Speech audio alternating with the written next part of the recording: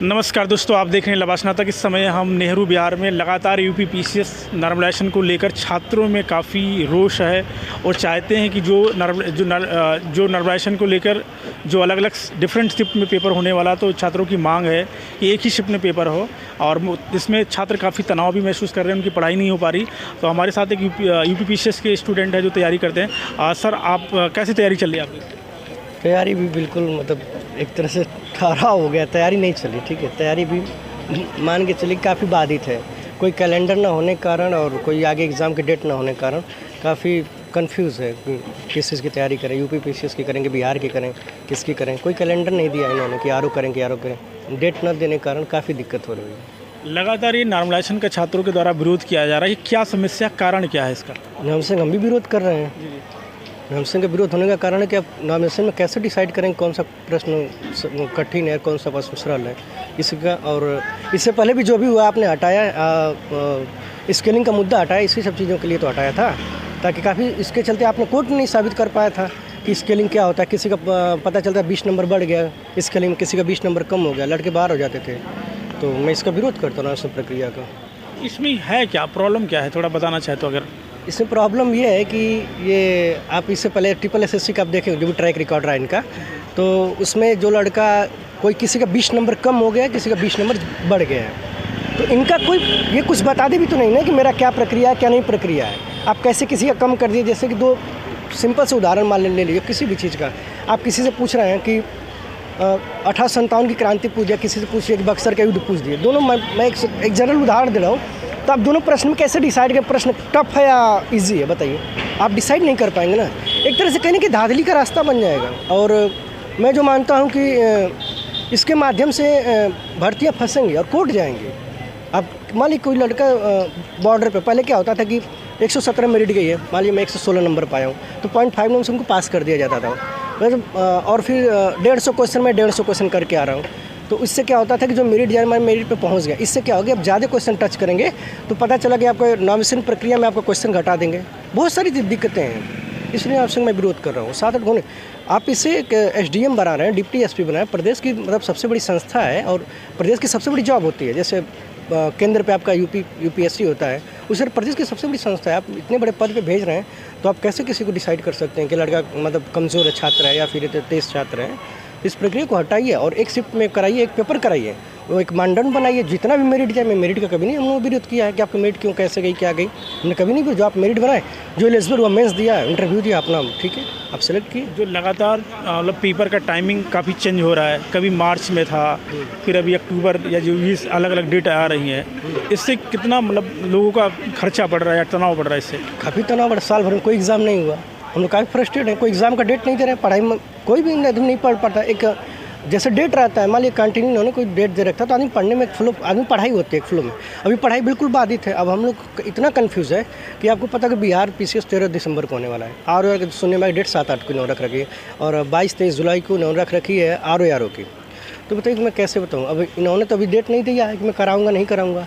इसके चक्कर में ना बिहार पढ़ पा रहा हूँ, ना आर पढ़ पा रहा हूँ, PCS पढ़ पा रहा हूँ। इससे किसका अहित हो रहा है? बताइए, छात्रों का नुकसान हो रहा है, हम लोग का नुकसान हो रहा है। कुछ नहीं पढ़ पा रहे हैं, इतना डाले में मैं बिहार स्पेशल भी नहीं पढ़ सकता हूँ, यूपी स्पेशल पढ़ सकता हूँ। अभी भी इनके पास कोई डेट नहीं है। और अब एक सवाल पूछे थे कि छात्र क्या नाम से कोचिंग वाले दिग्भ्रमित करते हैं। कोचिंग वाले दिग्भ्रमित कर रहे हैं, तो इसका रीज़न भी आयोग है। आप कैलेंडर दे दिए होते, इस दिन परीक्षा होगी, तो कोचिंग वाले कभी दिग्भ्रमित नहीं कर पाएंगे। उनको तो अपना कोर्स बेचना है, कोर्स बेचने के डेली वो कहेंगे कि अब फॉर्म आने वाला है, अब आने वाला है। इसके माध्यम से बहुत सारे लड़कों को ऐसे बेवकूफ़ बनाते रहते हैं। तो आप क्यों बना ले रहे हैं? यदि कोचिंग वाले ये जो यूट्यूब पे आप ऑनलाइन संस्थाएं हैं, यदि किसी बच्चों के जो भी उनको कर रहे हैं, उनके साथ खिलवाड़ हो रहा है, तो सिर्फ आयोग का मैं मानता हूँ कि आयोग कैसे होगा। आयोग एक कैलेंडर देता, उस हिसाब से परीक्षाएँ की डेट होती है, हम लोग तैयारी करते और पढ़ाई करते हैं।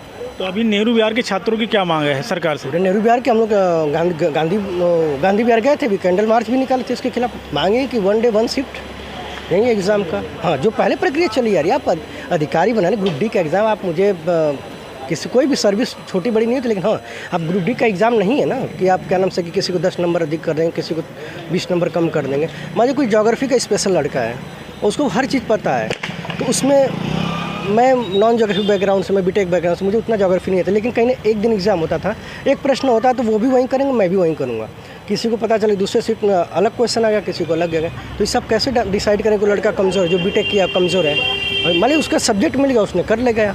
तो अब नाविसंग मैं विरोध करता हूँ और यही कहना चाहूँगा कि आयोग से और हमें पूरे मतलब संस्था से एक यही उम्मीद है, हम सभी छात्रों की मांग है कि आपके लिए आयोग के लिए क्या नाम से कि एक परीक्षा हो सकती है।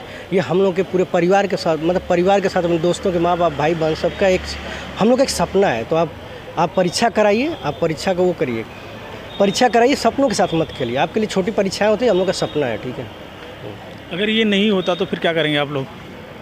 क्या नहीं होगा तो अगर नॉर्मलाइजेशन लगेगा ही, हम लोग विरोध करेंगे हम। हाँ, अभी हम लोग का उस पर है कि यदि ऑप्शन प्रक्रिया अपनाएंगे तो फिर हम 2 दिन शिफ्ट में कराएंगे, तो हम इसका विरोध करेंगे और क्या नाम से कि हम लोग आयोग जाएंगे, इस पर विरोध करेंगे जहाँ भी होगा, जहाँ भी हर संभव मदद होगी। एक छात्रों का ग्रुप है, उसमें लोग कहे हैं कि इसका हम लोग विरोध करते हैं। ये लगातार छात्रों की मांग है, चाहे वो मुखर्जी नगर में रहते हैं, नेहरू विहार में, इलाहाबाद में, जहाँ पे भी रहते हैं, प्रयागराज में, कि इनकी मांग है नॉर्मलाइजेशन नहीं होना चाहिए। वनडे एग्ज़ाम जैसा पहले प्रोसेस था प्रीवियस ईयर, वैसे ही होना चाहिए। और सभी छात्रों की मांग है। बहुत सारे छात्र ऑनलाइन भी आते हैं। और अभी कुछ और सर कहना चाहते हैं? जी, हम चाहते हैं कि कैलेंडर भी निकालें। और जैसे अभी उत्तराखंड हुआ, 2-3 एग्जाम्पल छोटा मैं दे रहा हूँ। उत्तराखंड हुआ, उसने प्री का रिजल्ट दिया, प्री के साथ उसने पूरी मार्कशीट दे दी, नाम वाइज, आपने सीसेट में कितना पाया, जीएस में कितना पाया।